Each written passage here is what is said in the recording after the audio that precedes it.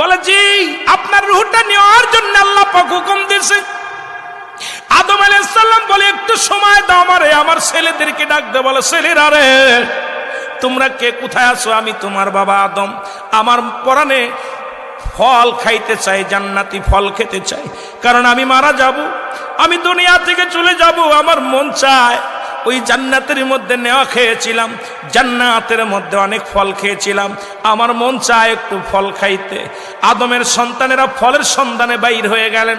শীষ আলাইহিস সালাম এসে ডাক দে, বলে আল্লাহর নবী আদম আলাইহিস সালাম, আপনি পৃথিবীর মধ্যে প্রথম মানুষ, নবী হিসেবেও প্রথম। তবে আদম নবীর আগেও কিন্তু আমার নবী রাহমাতুল লিল আলামিন মুসলমান কিন্তু শরিয়াতে আদম আলাইহিস সালামকে আগে পাঠাইছে দুনিয়ার মধ্যে। শীষ আলাইহিস সালাম ডাক দে, বলে আব্বা জান, আপনিও নবী, আপনি আল্লাহর পয়গম্বর আর প্রথম নবী, প্রথম মানব যেহেতু দুনিয়ার মধ্যে, আপনি আল্লাহর কাছে চাইতে দেরি, আমার আল্লাহ দিতে দেরি না, আপনি চান। আদম আলাইহিস সালাম বলে আমি ভুল করেছিলাম, ওই জান্নাতের মধ্যে অনেক আরামে এসেছিলাম, একটা ভুল করার কারণে আমি আদম বিতাড়িত হয়েছি। কোন মুখ নিয়ে আমি আল্লাহর কাছে চাইব জান্নাতি ফল? তুমি চাও বাবা শীষ, তুমি চাও। শীষ আলাইহিস সালামকে বললেন, বাবা শীষ রে, যতগুলো সন্তান আমার আল্লাহ দিয়েছে তার মধ্যে একমাত্র নবুয়তি আমি তোমারে দান করেছি, সুতরাং তুমি আমার আল্লাহর কাছে অনেক প্রিয়, তুমি চাইলে আমার আল্লাহ দিবে।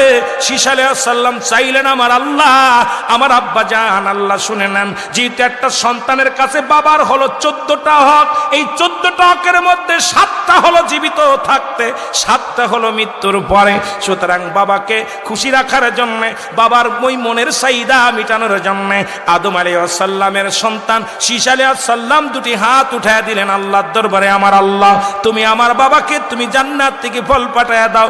আল্লাহ বলে, এই আমার শীষ আজকে হাত উঠাইছে আমার দরবারে, আমার আদম আজকে ফল খাবে, যাও জান্নাতের মধ্যে জিবরিল আমিন যাও ফল নিয়ে যাও, ওই নেও ফল নিয়ে যাও, অন্য ফলগুলো ঝাঁকা ভরে বেশি করে আমার আদমের কাছে নিয়ে যাও। আমার আদম অনেকদিন জান্নাতি ফল খায় না, আমার আদমরে আমি জান্নাতি ফল খাওয়াবো। জোরে জোরে বলো মারহাবা।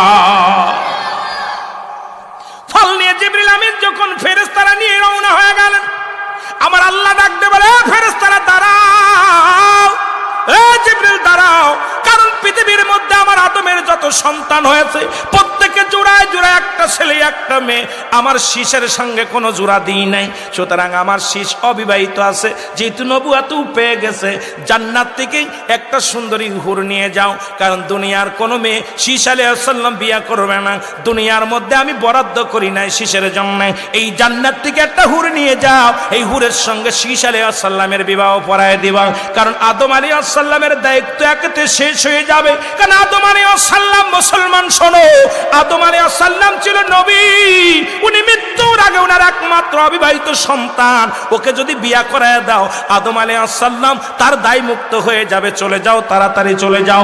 এর জিবরিল আমিন যখন ফল নিয়ে চলে আসলেন, সঙ্গে করে জান্নাত থেকে এক সুন্দরী হুর নিয়ে চলে আসলেন। জোরে জোরে বলো মারহাবা। সুন্দরী এক হুর নিয়ে চলে আসলেন। বাবা শোনো, এবার যখন হুরে নিয়ে আসলেন, ছাকা ধরে যখন ফল দিলেন, আদম আলাইহিস সালাম ফল পেয়ে অত্যন্ত খুশি, আল্লাহ তাআলা জান্নাত থেকে ফল পাঠাইছে, এই নেন আপনি খান। এবার যখন ফলের জায়গা রাখলেন, দেখে হুরের পাখার, মুসলমান শুনে নাও, ওই জিবরিল আমিনের পাখার পাশে জিবরিল আমিন